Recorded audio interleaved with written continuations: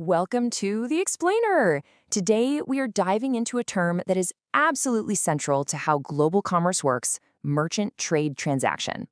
Now, you'd think this would be pretty straightforward, but the source material for this one, well, it's a bit of a curveball. It's going to force us to tackle this in a completely different way. All right, so here it is. This is the big question from our source material today. On the face of it, it looks simple, right? Just a straightforward request for a definition. And it's a really important one, too. An MTT, or merchant trade transaction, is a key piece of the puzzle that lets an importer in one country buy goods from an exporter in another. So, we want a nice, clear answer. Okay, so to get that answer, let's do what we always do. We'll go straight to the source material provided for this explainer and see what it has to say. And that's it. No, really. The entire source text is just the question. We came here looking for an explanation, but all we've been given is the puzzle itself. There's no definition, no context, no details, nothing. Yeah, exactly. You're probably sitting there thinking, hello? Where's the rest of it? And you are absolutely right to ask. This is where things get interesting and where we have to take a totally different approach. What do you do when your source isn't an answer, but a starting line? Instead of trying to squeeze a definition out of a source that just doesn't have one, let's pivot. Let's look at what we do have, not what we wish we had. Maybe its real value isn't in what it says, but in what it makes us do. So you see what's happening here, right? The source gives us one thing, and one thing only, a question. And it very deliberately leaves out the most obvious part, the answer. Now, this isn't a mistake. It's the whole point. It's not trying to be an encyclopedia. It's an invitation to start digging. This is the key insight right here. We thought we were showing up to a destination, a clear-cut definition, but instead, our source has dropped us off at a starting point. It's not handing us the information, it's daring us to go find it.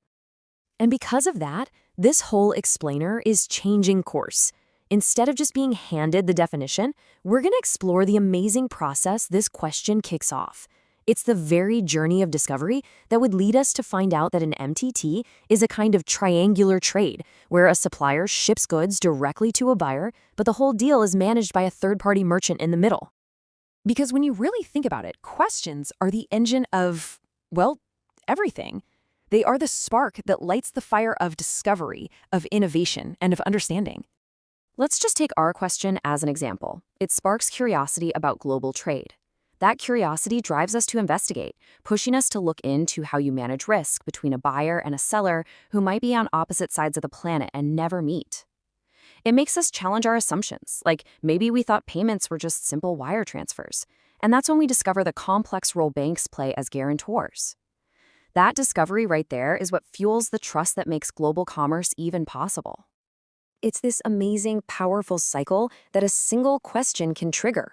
We ask about MTTs, we go looking for information, and find out they involve all these complex documents, like bills of lading and letters of credit, to make sure the seller gets paid and the buyer gets their stuff. From that, we can grasp the idea of how this whole system reduces risk for everyone, and that process creates real value, a brand new understanding of how trust is actually built in our massive interconnected economy. I mean, think about it. Every great leap forward started this way. Somebody somewhere asked a question. What if we could connect computers all over the world? That became the internet. Why do apples fall down but the moon stays up? That led to the theory of gravity.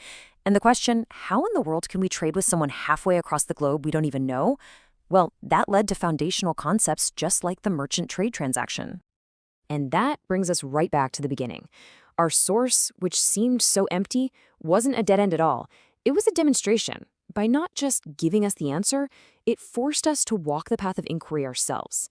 We learned that a merchant trade transaction is a system where an intermediary buys from a supplier and sells to a buyer, often in different countries, without ever even touching the goods. But the important part is, we learned that by following the trail the question laid out for us. So, we end this not with a definition that was just handed to us on a slide, but with an understanding we actually built together, just by following a single question.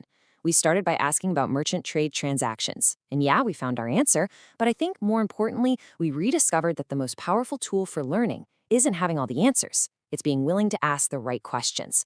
So now, what's next for you?